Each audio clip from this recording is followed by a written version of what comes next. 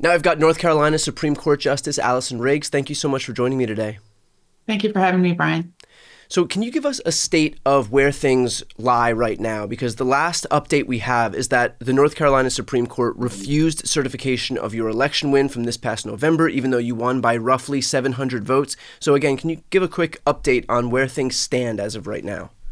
Yeah, it's been a busy few weeks. We're about 68, 69 days out of the election, where I won multiple weeks out of two recounts confirming my win. And this last week has been quite busy. On Monday, a federal district court, punted the case back to the Supreme Court, the North Carolina Supreme Court. On Tuesday, the North Carolina Supreme Court issued a temporary stay, which meant that the State Board of Elections couldn't certify my win on Friday as they were supposed to. Um, I'm a party in the federal case. We appealed to the Fourth Circuit Court of Appeals, as did the North Carolina State Board of Elections. I asked the Federal Appeals Court to expedite briefing because I think that my opponent's claims need to be taken on the merits and resolved and rejected on the merits rather than dragging this out. Every minute that he is casting doubts on the legitimacy of our elections is incredibly dangerous to our democracy. The fundamental building blocks of this country are twofold. One is we let people decide on their futures, who's going to represent them, and then the governments that are chosen respect the will of the voters, even if they don't like the outcome. And so this is really um, part and parcel of defending the fabric of this country. Do the almost 3 million North Carolinians who voted for you, do they have some recourse here? I mean, this is not just a slight on you for having to contend with all of this. This is also an attack on these people's rights to have their votes actually be counted. So, a few of the voters have intervened in the federal actions, and Brian, your listeners should understand there are multiple cases in state and federal court. This is really just a huge morass at this point. And one of the things that I think is important is transparency. So, breaking down these cases and these issues so that North Carolina voters and indeed people all across the country understand the threat to individual voting rights and our collective democracy. But some of the voters have intervened in the cases, a very small number relative to how many are being challenged. And I was a voting rights attorney before I joined the bench. I know how onerous it is to become involved in litigation. This is not something you can reasonably expect an average person to be able to Right. do to defend their right to vote. What happens to democracy in North Carolina if only the party that currently holds power in that state is allowed to win elections, regardless of what the voters actually say? It's, I mean, it's hard for me to paint as dire a picture as I think it is because my opponent is challenging primarily absentee and early votes, where Democrats tend to vote higher. We see a higher proportion of Black voters. You're twice as likely to be on the challenge list if you're Black than white. Young voters. If you go after the legitimacy of elections, after the elections are already done and after the voters have spoken, but go only after those people that you think didn't vote for you, it makes a farce of the entire elections process. And so it's just incredibly dangerous to think that um, a court can decide who's going to be um, sitting in this seat for 8 years instead of the voters when the voters did, in fact, choose me.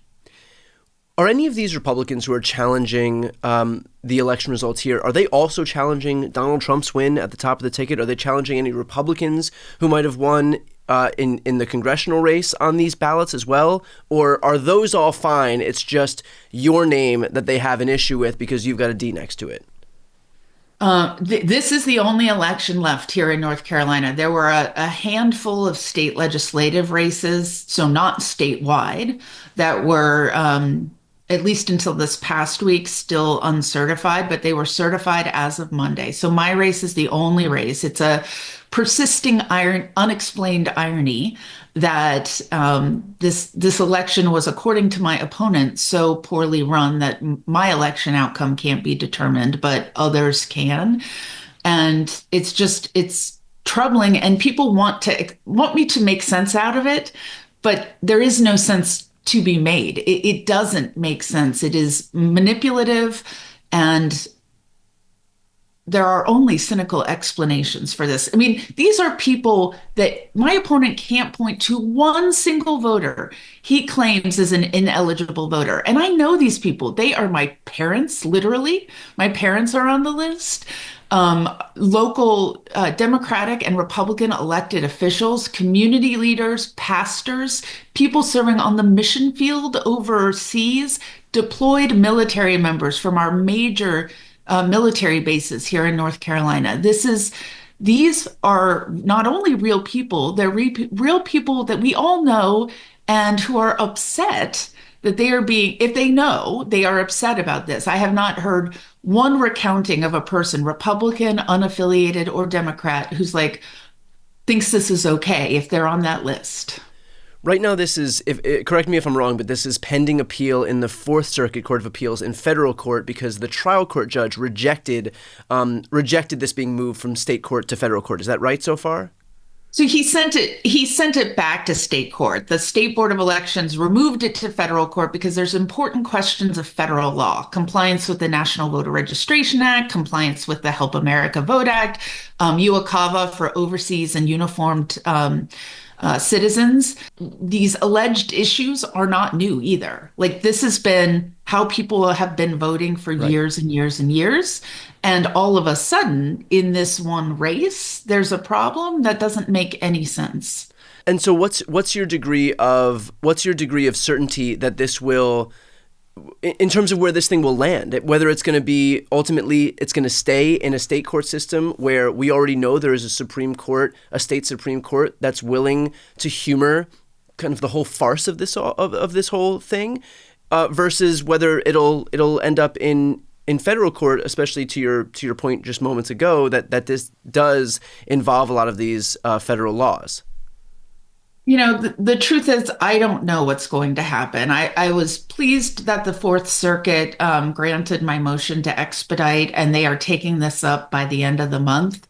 But we are in uncharted territory. To say what's happening here in North Carolina is unprecedented is an understatement. We saw the first shapes of this coming out in the 2020 election Right. and in a few places in the 22 elections, but this is uncharted territory. And so I believe that should be resolved in federal court. These questions of federal law impact voters all across the state, all across the country, and indeed all over the world, because we do afford our uniformed deployed citizens, our citizens living overseas, the right to vote.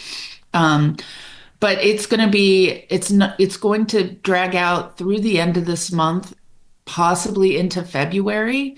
And I continue to serve on the Supreme Court. So I am doing the job every single day. But the voters who picked me to keep my seat also picked me to keep my seat to be able to do my job without any cloud of uncertainty. Right. And my opponent in written filings has said that anything I do while I'm sitting on the court in this place of uncertainty can be called into question. Well, I sign tons of orders every single day. Voters here in the state deserve better than what we're seeing now. And I want to remind people, North Carolina is not new to close elections. Especially in statewide judicial elections. In 2020, we had a similar situation, except the Democrat then lost by 401 votes. And we went through the recount process as set out by law, because recounts are actually a very good thing. We need to have them. They confirm what we know. But when she came up short after two recounts, she conceded to the Republican. So the Chief Justice of the North Carolina Supreme Court serves today because she did the right thing in 2020. And when the Republican is in that position, we're seeing very different behavior. Right. And I think in large part, the Republicans are egged on by virtue of the fact that there is little to no media coverage of this. I mean, other than, I believe, Mark Elias, I'm not sure who's talking about this on a national stage. Can I have your response to that, to the fact that, after all of the coverage that was very rightfully heaped onto our elections in the aftermath of 2020 and in the lead up to 2022 as well, that when it's happening in real time, this effort for Republicans to steal an election, to put it blatantly clearly, no one is talking about it because it's only happening in a state as opposed to, at the hands of Donald Trump. That's right. I think there's two challenges. One, it's just one state, so it's easier for people to just write it off as idiosyncratic because it's North Carolina. And it's a judicial race where people don't realize sometimes that judges even run for election, let alone run in partisan races, which is what our Republican General Assembly has decided that we should do here in North Carolina. So it is important that I talk to people all over this country so that they understand this. This could end up being the playbook for the entire country. And just because it's about a state Supreme Court judge in one state, maybe not your state, doesn't mean that this doesn't pose a real risk to democracy wherever your listeners are. I've been talking for 2 years and change now about how important our state Supreme Courts are. And I think people are getting to understand that. But I need them to understand that because state Supreme Courts are even more important after the loss of Roe v. Wade, after the Common Cause v. Rucho that sent gerrymandering issues back down to states, the fights over state Supreme Courts are going to be harder. They're going to be more expensive and tightly contested. But if democracy fails here in North Carolina, if people can overturn election results because they don't like the outcome, it only takes that being successful once for it to spread out of control. Yeah, I think that's perfectly put. To that point, then, I know that you are fighting this thing. How can my viewers who are watching right now, who are looking to do something, how can we all help? Well, I would love for folks to follow me on social media. On most social medias, I'm at Riggs for Our Courts. That's for FOR, not the number 4. That's my website, www.riggsforourcourts.com. I'm on Act Blue. Folks can support me. I have my campaign account still and a legal defense fund because, as you might imagine, my legal bills are skyrocketing. So I do not plan to back down. I will not flinch in the face of this assault on the will of voters. Because I am not just doing my constitutional duty as a judge and fighting for our constitutional rights, but people kept faith with me when they voted for me, and I'm going to stand up and fight for them now. But I need support to be able to keep doing that, and especially since the legal battles aren't wrapping anytime soon. I also just really encourage people to share my social media updates, talk about this, ask for more coverage so that we can help explain why this is such an existential threat across the country. Well, we will, look, I've covered at length Trump and Republicans' efforts to overturn the 2020 election, their efforts in the lead up to 2024 to try and do the same thing if it proved necessary. This is Republicans right now attempting to do exactly that, attempting to create a framework in North Carolina that they can then deploy to the rest of the country moving forward. There is no greater fight that we're facing right now than this one right here. So for everybody watching, I'll put the link to donate to the legal fund in the post description of this video, as well as right here on this screen. And if anybody has the ability to help, please contribute and let's get together and win this fight here. Justice Riggs, thanks so much for taking the time, and best of luck as we continue this fight. And I'm sure we'll be talking again soon. Thank you, Brian.